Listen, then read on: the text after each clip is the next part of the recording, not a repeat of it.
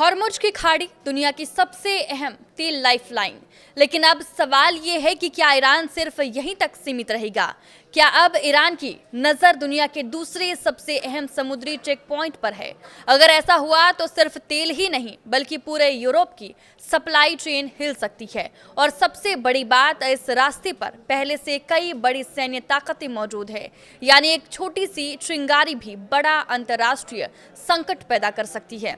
आखिर कौन सा है ये चेक पॉइंट? क्यों इसे दुनिया की लाइफलाइन कहा जाता है? और अगर यहाँ तनाव बढ़ा तो सबसे ज्यादा नुकसान किसे होगा?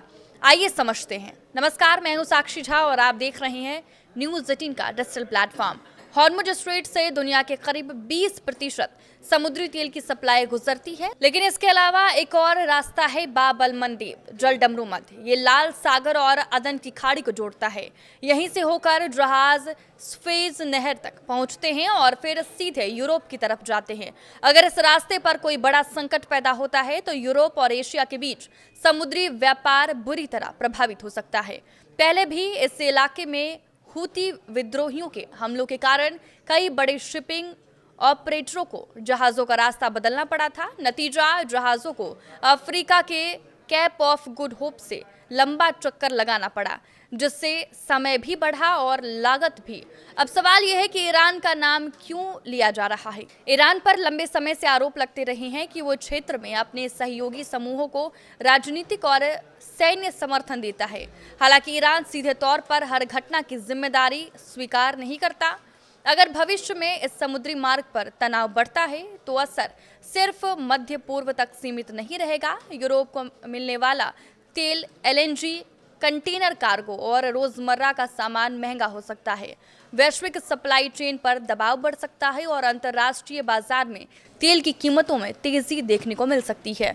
इसी वजह से इस इलाकों में कई देशों की नौसेनाएं पहले से तैनात रहती हैं।